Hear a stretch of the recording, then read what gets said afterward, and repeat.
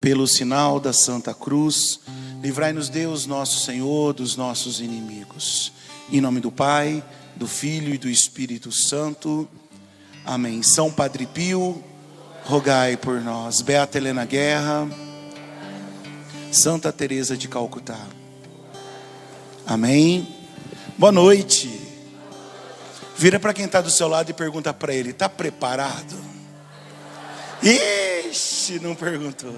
Vira para o outro lado e pergunta para ela: está preparado? Oh, glória, espero que esteja. Meu nome é Davi Fernandes. Como eu fui apresentado, eu sou membro e fundador de uma comunidade de aliança do interior de São Paulo, São José do Rio Preto. A nossa comunidade se chama Missão Metanoia, cujo carisma é avivar e reavivar no coração do homem o chamado de Deus. O primeiro chamado de Deus para mim e para a sua vida é sermos santos. O nosso carisma é poder contribuir para avivar e reavivar o chamado à santidade, através da Santa Igreja Católica, através da devoção à Virgem Maria e através do amor eucarístico. Quando eu olho para a Igreja Católica, eu vejo a maior expressão de presente que eu posso ganhar e de um valor inestimável. Quando eu olho para essa igreja na qual eu não participo, porque aí está a grande diferença. Eu não participo da Igreja Católica, eu não participo da Missão Metanoia, eu pertenço à Igreja Católica. Eu sou pertença da minha comunidade. E quando eu olho para esta igreja que eu pertenço, a maior expressão eu encontro aqui, o maior presente que eu posso ganhar, a maior linguagem, a linguagem mais linda, como este seminário que nós estamos vivenciando. As 5 vias, as 5 linguagens do amor, segundo o coração de um escritor. Nós ouvimos isso acho que na primeira semana. Acho que eu vi um vídeo que me enviaram, onde fizeram um release, os caminhos que nós íamos trilhar neste seminário. E aqui eu me sinto presenteado dentro desta igreja. E quando eu mergulho no coração dos santos dessa igreja, quando eu mergulho no coração da minha mãezinha amada, Santa Teresa de Calcutá, e ela vem dizer exatamente isso: o ontem já não pertence mais, o amanhã não me pertence, o ontem já foi, o amanhã não me pertence. Nós temos o hoje, o presente, a dádiva. O maior presente que eu posso ter é o hoje. Vira para quem está do seu lado e fala, só para começar a conversa: o maior presente que você pode receber se chama hoje. Esse é o maior presente. Por isso que eu preciso estar grato, como está dizendo a palavra de Deus lá em 1 Tessalonicenses, no capítulo 5, versículo 18, ou vice-versa, não sou obrigado a lembrar tudo. Em tudo dai graças, porque esta é a vontade de Deus ao vosso respeito. Em tudo dai graças, porque isto é a vontade de Deus ao meu e ao seu respeito. Eu não importa o que aconteceu hoje, se foi bom ou se foi ruim, porque agora eu começo a entender isso. Quando eu olho o hoje como o maior presente que eu tenho, daqui a pouco eu entro na linguagem. Quando eu consigo encarar, eu abri os olhos e eu recebi a dádiva. O que acontecer no dia de hoje, em tudo eu darei graças, porque essa é a vontade de Deus ao meu respeito. Ah, perdeu o emprego hoje? Glória a Deus, aleluia. Oh, xarabaçuíca, perdi o emprego. Você está louco? Eu tô louco, faz tempo. Chegou o boleto do cartão de crédito, aleluia. Mais um dia vivi para receber mais uma fatura, né? Aleluia. E aí, meu irmão, eu olhando hoje com todo o carinho como um presente, eu consigo entender uma outra linguagem. A grande diferença entre alegria e felicidade. Fala para quem está do seu lado, o abençoado. Alegria é diferente de felicidade. Explica para ela, sabe por quê? Alegria passa, felicidade não. Tristeza é diferente de sofrimento, porque o sofrimento me santifica, a tristeza destrói minha alma. E eu posso perfeitamente no dia de hoje, que é o presente, estar passando por um sofrimento. Aconteceu a perda do meu emprego, eu recebi uma notícia de uma enfermidade no meu corpo. Isso pode até me causar sofrimento, mas não vai me entristecer, porque eu sei por quem eu optei, eu sei a quem eu louvo, eu sei a quem eu rendo graças, eu sei a quem a minha vida pertence. Eu posso estar sofrendo, mas o sofrimento não causa tristeza. Eu sou feliz por mais sofrimento que eu possa estar passando. Eu sou feliz porque sei o Deus que eu pus a minha vida, que é pertença dele. Sofrimento é diferente de tristeza, felicidade é diferente de alegria. Alegria o mundo pode me dar, alegria as drogas me deram, alegria o sexo, o adultério me deram, mas a alegria quase me arruinou, porque eu vivi uma vida inteira de alegrias que passam, e nunca busquei o Deus da felicidade. Quando eu comecei a entender que a minha vida é o presente, que o meu dia de hoje é um presente, eu comecei a entender as palavras de São Paulo: em tudo dai graças, porque essa é a vontade de Deus ao teu respeito. Não interessa o que está acontecendo, dê graças a Ele. Fidelidade, retidão, amor, paixão por Ele. O melhor dia que eu tenho se chama... Pergunta para quem está do seu lado, só para nós encerrarmos essa introdução. Pergunta para ele: que dia que Jesus vai voltar? Alguém sabe? Jesus vai voltar hoje.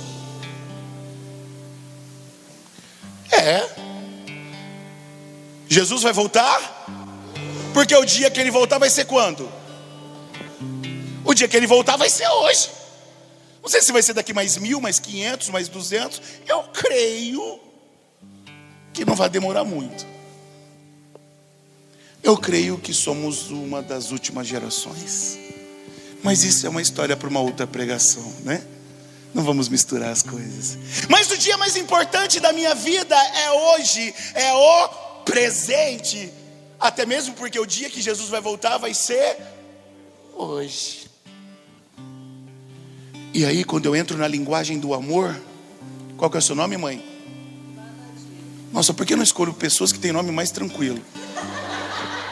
Eu nunca pergunto o nome de ninguém. E quando eu pergunto é sempre assim: Vanadir. Dores de cabeça, Vanadir. Dores de estômago, Vanadir. Nome de intercessora isso, hein? Sou profeta, meu filho. Amém. E quando eu olho e entendo que hoje é o presente da minha vida, e quando no meu dia a dia a dona Vanadir é minha mãezinha, ela é minha mãe, ou ela é minha irmã, ou ela é minha esposa, e o que ela está me dando hoje, que é o presente dela, talvez é a irritação, talvez o dia dela não foi bem, talvez hoje tudo deu errado para ela, e assim mesmo ela ainda está me dando alguma coisa. Eu não consegui identificar essa linguagem. Eu estou sendo muito ingrato. E não estou mais nem falando no que nós vemos aqui, no gesto de uma simples flor, no gesto de um presente barato, porque talvez hoje o dia dela foi tão pesado, o dia dela foi tão difícil, e assim mesmo ela tem algo para me dar, talvez não do jeito que eu gostaria, talvez ela não veio com beijos, com abraços, com palavras doces, mas do dia, do presente dela, eu preciso entender essa linguagem de amor. E a gente olha com tanta pressa para as pessoas. Hoje nós não temos mais calma, nós não olhamos mais as pessoas de forma demorada. Por isso que não entendemos os presentes que recebemos. Nós cobramos muito e agradecemos tão pouco. Talvez hoje o teu pai deu o melhor que o dia que ele teve pôde oferecer. Talvez antes de você sair para vir aqui para este momento, a sua mãe, a sua esposa, eu não sei, um dia que ela teve, ela te deu o melhor que ela pôde. Talvez não foi o que você gostaria de receber, mas como você não tem calma para olhar com mais demora, nós não entendemos mais a linguagem do amor no que as pessoas nos dão. É por isso que valorizamos tão pouco. Nós valorizamos tão pouco uma presença, nós valorizamos tão pouco um simples abraço, nós valorizamos tão pouco 2 minutos de conversa, e talvez a pessoa está se sacrificando porque o dia dela foi terrível, ela tinha motivos para estar trancada dentro de um quarto, mas não, ela quis conversar com você 2 minutos, ela quis te dar um abraço e saiu e rompeu tudo que ela estava vivendo, problemas, dores físicas, para te dar um abraço, mas você não tem mais calma, você não tem mais tempo, não tem mais sensibilidade para entender a linguagem do amor dela para você. E pior que isso, acabamos cobrando tanto. Realmente, o valor do presente não está no quanto ele vale monetariamente. O valor do presente está na intenção que se é dado. O problema é que nós não temos mais uma palavrinha sendo fomentada em nosso coração que se chama dispostos a agradecer. A gratidão tem se esfriado dentro de nós. Por isso que essa palavra em Tessalonicenses é tão pesada. Em tudo dê graças, porque essa é a vontade de Deus ao meu e ao seu respeito. Em tudo dê graças. Olhe com mais demora para as pessoas que você ama. Receba os presentes que eles têm para te dar, porque talvez é só aquele minuto, talvez é só aquele abraço, talvez é a última vez que nós vamos estar conversando. E esse presente um dia nós vamos querer receber muitas outras vezes e não vamos ter mais oportunidade, porque esse presente já se perdeu. E o lugar do presente se tornou saudades. A linguagem do amor. Olhar nas pequenas vias, como Santa Teresinha do Menino Jesus. A grandeza de olhar os detalhes, de olhar o máximo que aquela pessoa consegue me dar, sem se importar quanto vale.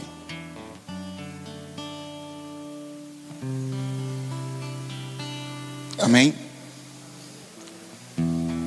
Estava eu jantando com a minha mãe há acho que uns 2 anos atrás. Vocês tudo de blusa de frio, eu estou suando igual tampa de marmita já.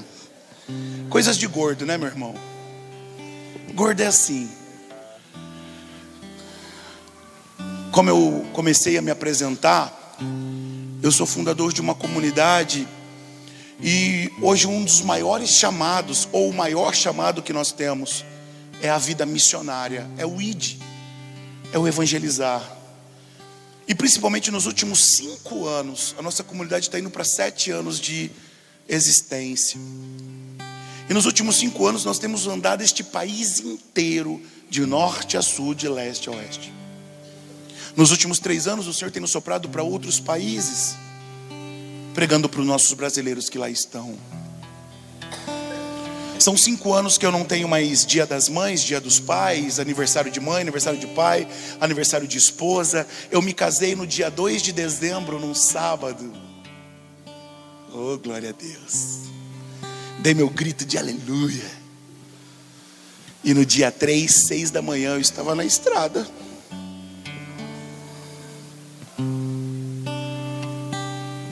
Rodando, pregando. E fazem 7 meses que eu não tive tempo de ter lua de mel ainda, né? Falei para ela: espera aí, uma hora vai dar certo. E aí, meus irmãos, por causa desta correria, eu não pude estar com a minha mãe no aniversário dela. E quando eu cheguei, no meio de uma semana, eu peguei a minha mãe e nós fomos jantar. Cutuca quem está do seu lado e fala: presta atenção. E eu levei ela para jantar num lugar que ela gosta muito, e só fomos nós dois. Andréia, minha esposa, ficou em casa. E eu fui com a minha mãe ter um momentinho com ela. Momento de chameguinho, né? 38 anos, 160 quilos. Adoro o colinho dela.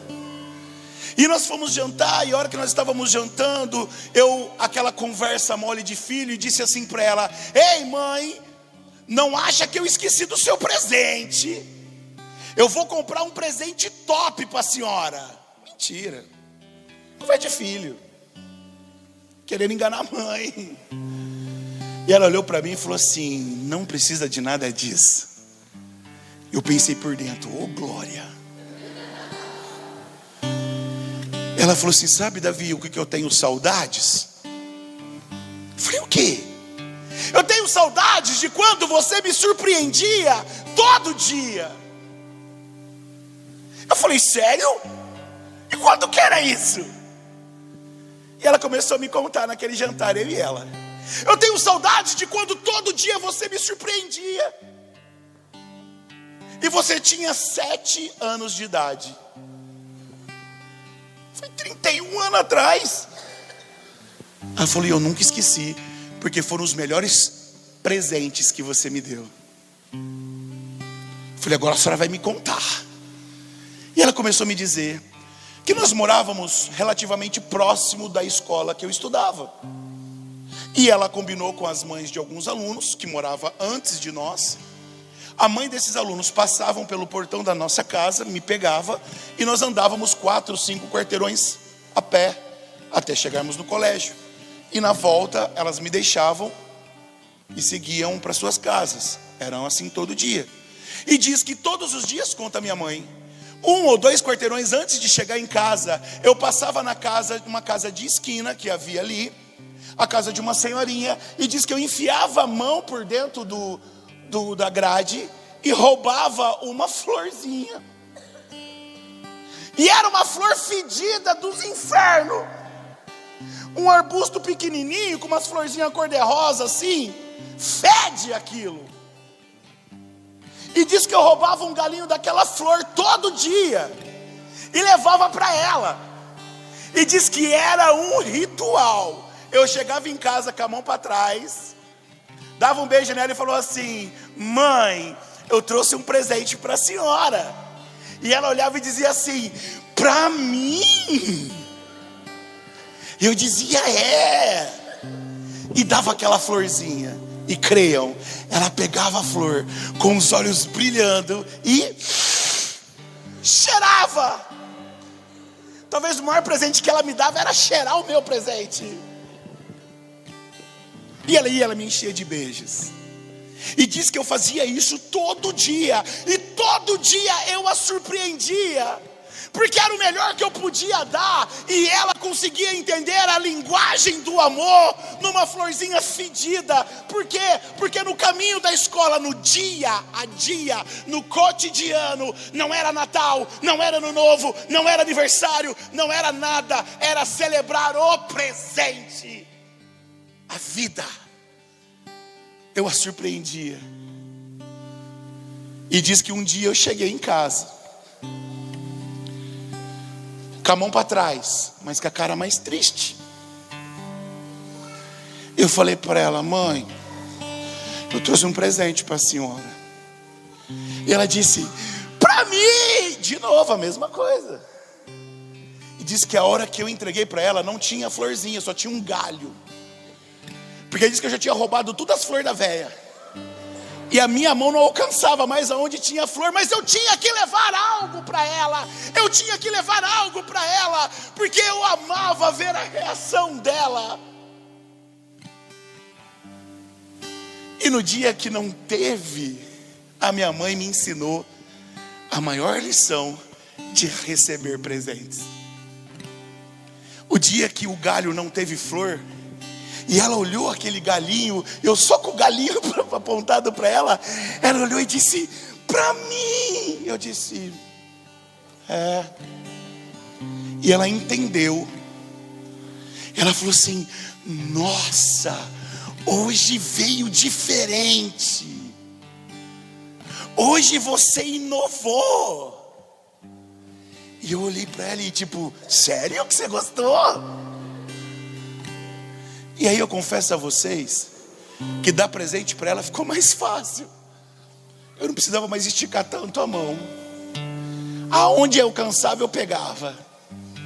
E só fui entender depois que a minha mãe entendeu a linguagem do amor através de receber um presente. Ela entendeu que era tudo que eu podia dar naquele dia, na minha limitação. E ela valorizava. E depois de 31 anos ela olha no fundo dos meus olhos e diz: nada que o seu dinheiro pode comprar, nada que o dinheiro deste mundo pode comprar, me faz tanta falta quando você me surpreendia com um simples galho de planta. Sabe por quê? Porque você me lembrava todos os dias no seu presente. O presente é meu. Olha isso, que lindo, que lição de cristianismo. O presente é meu. Eu estou vivendo o presente e posso fazer do meu presente, dar um pedaço para ela, num telefonema, num abraço, num sentar do lado. Ei, eu vou partilhar o meu presente de hoje. Eu vou partilhar o dia de hoje, a dádiva de hoje, para sentar do lado deste irmão e só perguntar: como está o seu dia, meu filho? Como estão as suas coisas? Deixa eu rezar por você. Olha, eu só vim aqui para te dizer que você não está sozinho. Existe um Deus que está contigo. Não importa o que você possa estar passando, estou dividindo o meu presente com Ele. Mas nós olhamos tão rapidamente para as pessoas. Eu só tenho receio, irmãos, quando o nome do presente se tornar saudades. Eu preciso entender que as pessoas dão.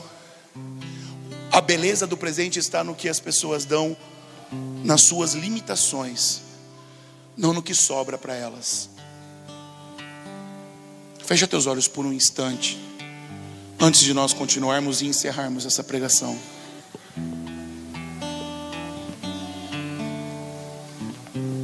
O ato de fechar os olhos é o ato de olhar para dentro de nós. O ato de fechar os olhos é olhar para a nossa verdade, sem máscaras, sem rótulos, sem títulos.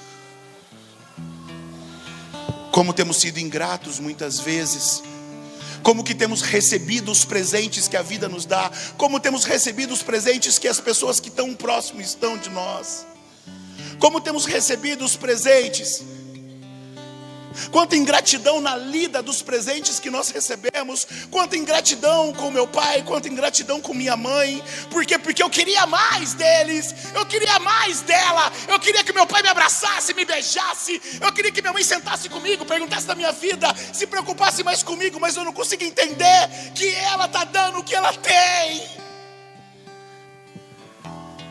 Eu só quero.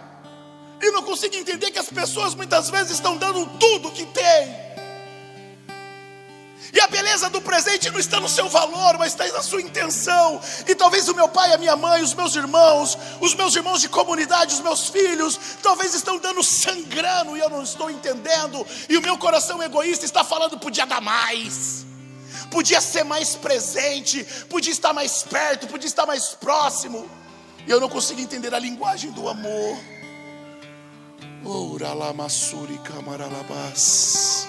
Vem, Espírito Santo. Vem, Senhor, nos conduzir essa noite. Dai-nos, Senhor, a sensibilidade, o discernimento, Senhor, a cada passo, a cada instante. Porque o Senhor suscitou este seminário, o Senhor abrasou no coração deste povo esse seminário. Nós precisamos e queremos isso, Senhor. Não desperdiçar mais nenhum instante. Principalmente com as pessoas que tanto nos amam. É preciso entender essa linguagem de amar e de ser amado. Não dá mais para continuar com tanto egoísmo. É preciso entender de uma vez por todas que talvez o máximo que eles estão dando, ou melhor, tudo que eles estão dando é o máximo que eles têm. É preciso valorizar. É preciso olhar com calma e com carinho cada instante, cada gesto, cada ato, e ser grato. Graças a Deus. Graças a Deus pelo cotidiano, graças a Deus pelo ordinário. Não darmos para sermos um povo que só busca o extraordinário. Sela em nós este momento, Senhor. Sela em nós. Porque não conseguiremos nunca chegar no extraordinário sem valorizar a ordem do dia, o trivial, o ordinário. Nunca seremos pessoas extraordinárias se atropelarmos o ordinário. Nunca conseguiremos dar valor em nada se não entendermos a linguagem do amor das pessoas para conosco e vivermos uma vida de ingratidão. Que assim seja. Amém. Amém. Quanto tempo eu tenho? Que eu não olhei meu relógio. Me falem mais ou menos.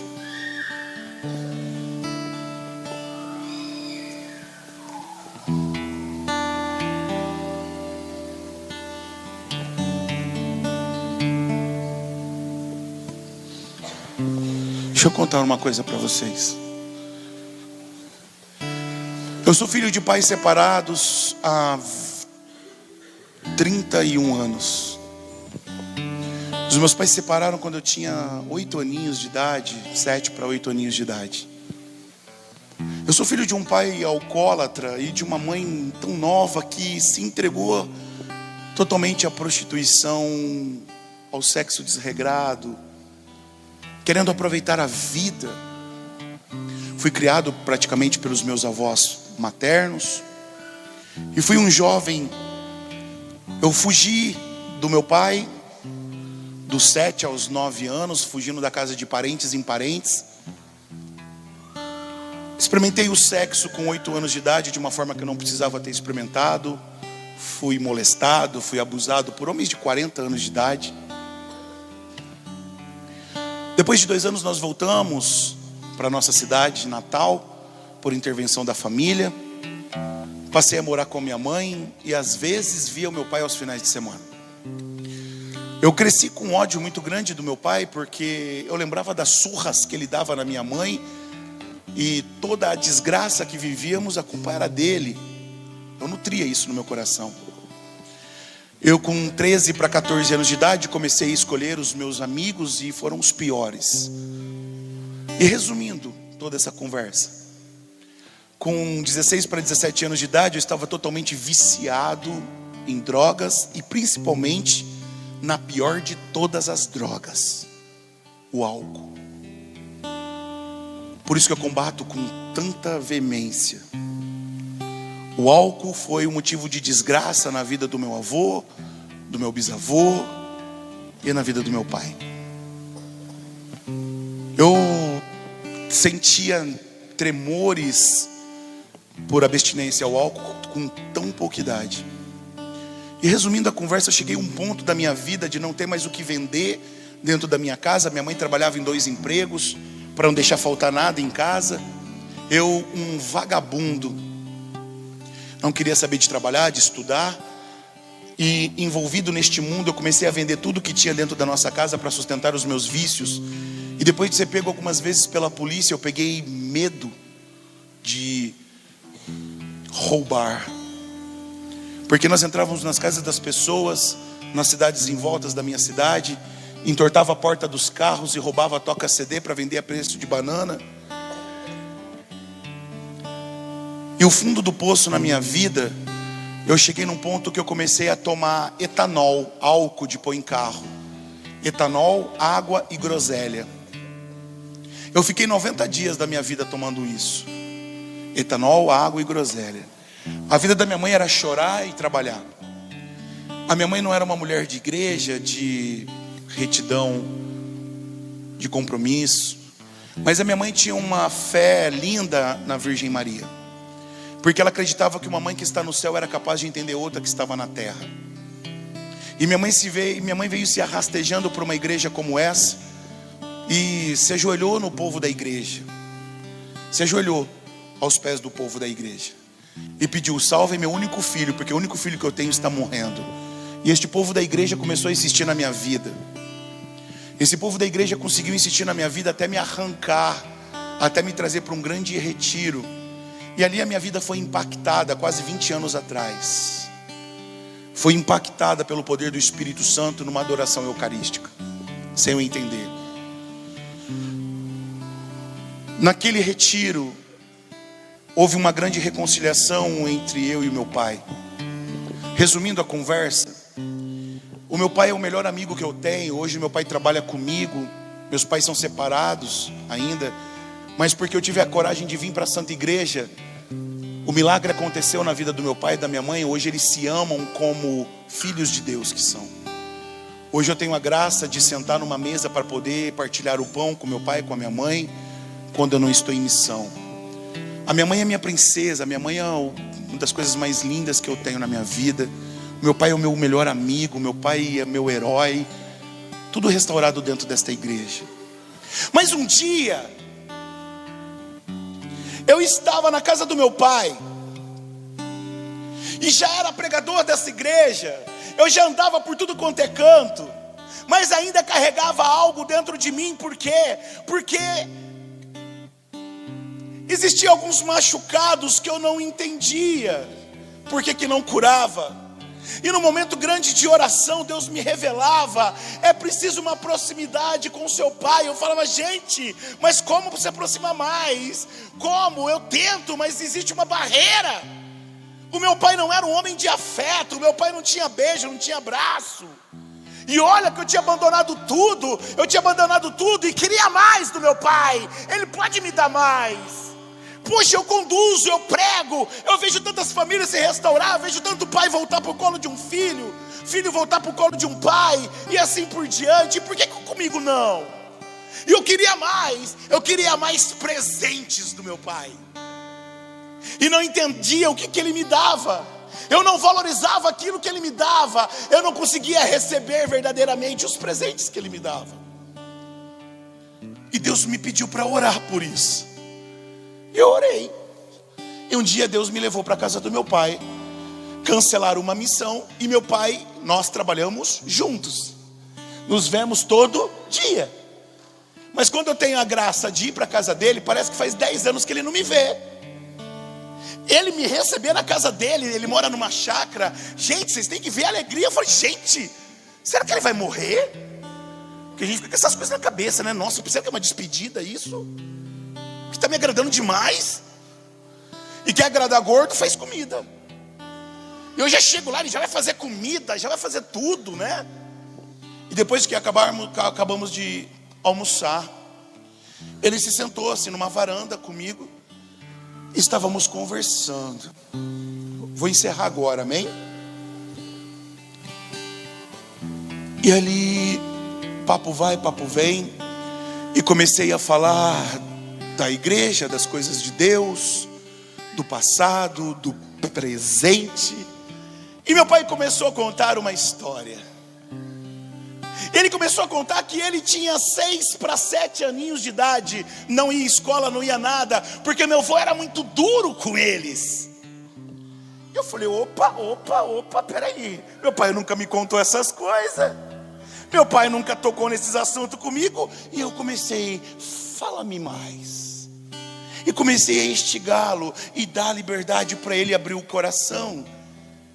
E meu pai começou a me contar que com 6 para 7 aninhos de idade, o meu avô enchia uma caixa de salgados, coxinha, quibe, essas coisas, e ele, sem conhecer dinheiro praticamente, colocava meu pai para vender aquela caixa de salgados. E o meu avô era muito duro com ele. Se o meu pai trouxesse troco errado, ele apanhava. Se o meu pai comesse um salgado, ele apanhava. E meu pai só poderia voltar para casa para poder brincar, depois de vender toda aquela caixa de salgados.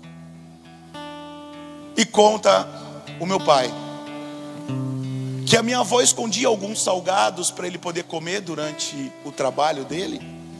E conta meu pai, com muita tristeza, que certo dia ele passando numa grande construção, era a construção de um grande hipermercado em nossa cidade. E as pessoas, um jovem, um rapaz chamou ele, 6 para 7 aninhos. Ei, vem cá moleque, o que você está vendendo aí? E ele veio correndo, falou salgado, e disse que abriu aquela caixa. Aquele rapaz já pegou um salgado e chamou todos aqueles peões, e eles foram e comeram todo aquele salgado, e os caras iam dando dinheiro para esse rapaz. E a hora que acabou com a caixa de salgado, ele louco, né, alegre, glória, vou poder brincar, vou poder voltar para casa. E diz que a hora que todos os peões voltaram para o seu trabalho, isso são palavras do meu pai para mim. Quando aqueles peões voltaram para o trabalho, ficou só aquele rapaz que chamou ele. O rapaz olhou para o meu pai e falou assim: pode ir embora. Meu pai falou assim: não, mas e meu dinheiro? O rapaz falou: some daqui, senão eu vou batendo em você. E o meu pai começou a chorar e disse que naquele momento aquele rapaz deu um tapa na cara do meu pai e falou: some daqui, senão eu vou te arrebentar. E aquele rapaz ficou com todo o dinheiro do meu pai. E meu pai recebeu um tapa na cara com 6 para 7 aninhos de idade. E o desespero de lembrar que ele iria voltar para casa sem salgado, sem dinheiro, sem nada, o que meu avô poderia fazer com ele, deu um desespero tão grande. E diz que ele começou a chorar e: não vou embora, não posso ir embora. E diz que aquele cara tampou a boca dele e falou no ouvido dele: se você fizer tudo o que eu te mandar, eu te dou o seu dinheiro. E diz que aquele rapaz levou o meu pai para um lugar, e com 6 para 7 anos aquele rapaz violentou o meu pai. Meu pai foi praticamente estuprado por aquele rapaz, com 6 para 7 anos de idade. E meu pai foi embora ferido, machucado, e só chorava. E o meu pai pegou um ódio muito grande do meu avô. Por quê? Porque tudo isso foi culpa do meu avô. É culpa do meu pai, ele pensava. Se meu pai não tivesse feito eu trabalhar, eu não tinha passado por isso. E o meu pai pegou uma grande aversão à figura masculina. Então naquele momento que o meu pai começou a colocar, você imagina isso, o seu paizinho, o seu papai, como uma criança chorando. E meu pai chorava, sendo esvaziado na minha presença. E ele chorava, parecia que ele estava revivendo aquilo. E talvez ali, Deus, pela moção do Espírito Santo, estava proporcionando uma cura profunda no coração dele. Porque ele nunca talvez contou isso para ninguém. E Deus falava: Davi, é por isso que ele nunca te abraçou direito, é por isso que ele nunca te beijou, é por isso. Sabe o que eu entendi? Que a vida inteira meu pai tentou me dar presente, sim, mas meu pai dava tudo que ele podia e tudo que ele conseguia. Mas eu queria mais. Eu queria um pai que me colocasse no colo. Eu queria um pai que beijasse, que me cheirasse, que me abraçasse. Mas eu nunca tive, eu queria mais. E não conseguia entender a linguagem do amor, que o meu pai estava dando tudo que ele tinha. E no meio daquela história toda eu me levantei. Eu me aproximei do meu pai, ele sentado. Eu abracei meu pai. Eu coloquei meu pai aqui na minha barriga. E aí ele chorava. E naquele dia eu entendi a gratidão. Obrigado, Deus, por esse presente. Foi um momento tão profundo de cura e de amor, que daquele dia em diante, o meu pai, como eu disse para vocês, é o melhor amigo que eu tenho. O meu pai tem quase 60 anos de idade. Tem todo o seu jeitão. E eu com 38 anos, onde quer que meu pai esteja, eu chego, dou um beijão naquela bochecha, dou um abraço nele e tomo uma benção. E a coisa que ele mais tem orgulho de poder falar: esse é o meu filho. Hoje eu beijo, eu cheiro, eu abraço. Hoje eu digo que amo. Se você pegar, tá aqui, ó, eu vindo para cá, a última mensagem dele: eu te amo, que Deus te abençoe. Por muitas vezes eu não entendi o que eu estava recebendo de presente dele. e queria mais. Só que ele estava dando tudo o que ele tinha e tudo o que ele podia dar. Talvez nós cobramos tanto das pessoas e não entendemos uma história atrás da vida dela. Cobramos tanto de pessoas próximas e não sabemos tudo que ela viveu até chegar em nós. É hora de pedir ao Espírito Santo: me ajuda a entender a linguagem do amor. Vamos rezar? Fica de pé.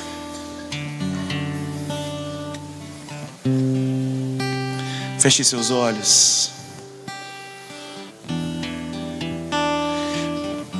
A palavra de Deus diz assim: pode deixar apagado o que eu estou enxergando. Pode deixar. Fecha teus olhos. E a palavra de Deus diz assim: vivei sempre contentes, orai sem cessar, em todas as circunstâncias dai graças, porque esta é a vosso respeito a vontade de Deus em Jesus Cristo. Não extingais o Espírito, não desprezeis profecias, examinai tudo, abraçai o que é bom e guardai-vos de toda espécie de mal. 1 Tessalonicenses 5, de 16 a 22. Vivei sempre contentes, orai sem cessar, em todas as circunstâncias dai graças, porque esta é a vosso respeito a vontade de Deus em Jesus Cristo.